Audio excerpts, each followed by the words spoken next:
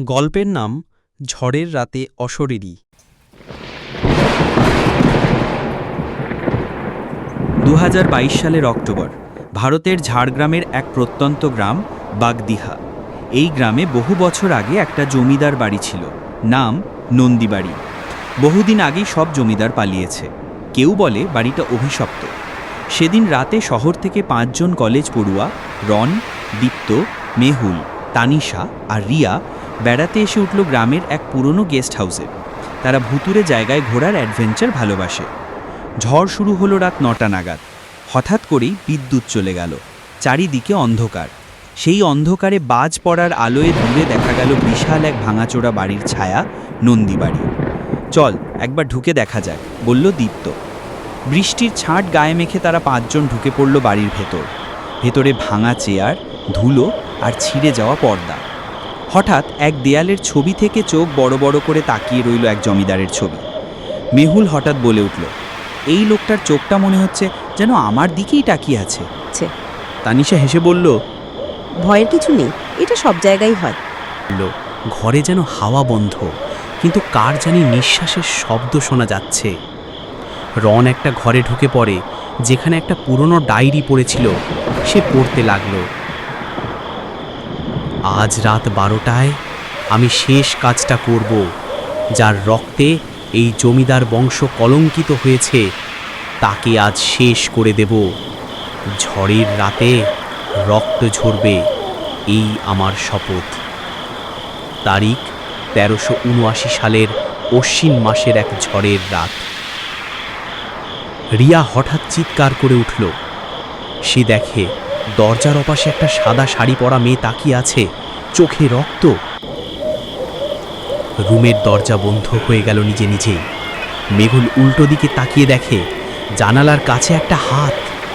তারা যেই না পালাতে যাবে, তখনই বেল বাজল। হ্যাঁ, সেই ভাঙা বাড়িতে একটা পুরনো ঘণ্টা যেন নিজে থেকে বেজে উঠল। কারা এসেছো? ফিরে যাও।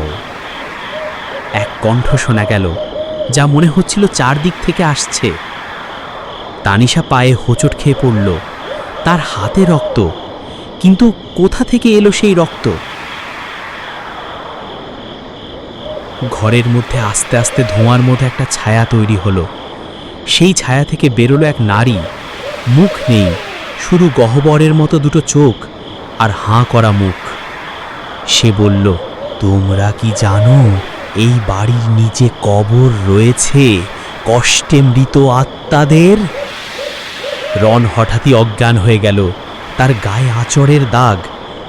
মেহুল হঠাৎ বলে উঠল, তাড়াতাড়ি এখান থেকে বের হতে হবে, না হলে কেউ আর বাঁচব না। তারা একটি গোপন দরজা খুঁজে পেল। নিচে নামতেই দেখতে পেল পুরনো কুঠুরি। সেখানে কয়েকটি মানুষের কঙ্কাল পড়ে আছে, আর একটি পুরনো আয়না, যেখানে তাদের 5 জনের প্রতিবিম্ব দেখা গেল। কিন্তু পিছনে দেখা গেল আরও একজন, সাদা শাড়ি পরা সেই অশরীরী।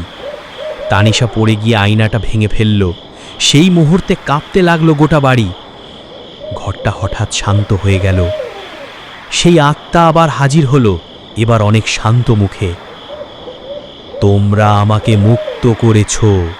এই আয়নাই ছিল আমার কারাগার, কিন্তু যার অভিশাপে আমি বাধা ছিলাম, সে এখনো মুক্ত নয়। হঠাৎ মেহুলের শরীর কাঁপতে লাগলো। তার মুখ বদলে যাচ্ছে। সে আর মেহুল নয়, সেই জমিদার। তার চোখ থেকে রক্ত ঝরতে লাগলো আর বলল, তোমরা আমার বাড়িতে ঢোকলে কেন? বাকি 4 জন কোনোভাবে দৌড়ে বাইরে বেরিয়ে এলো। ঝড় ততক্ষণে থেমে গেছে, কিন্তু পিছনে তাকিয়ে দেখে নন্দীবাড়ি আর নেই, শুধু ফাঁকা মাঠ। সকালবেলা গ্রামে ফিরে তারা শুনল, নন্দীবাড়ি তো 1948 সালেই আগুনে পুড়ে গিয়েছিল। মেহুল, তার আর কোনো চিহ্ন নেই, কেউ চিনেও না।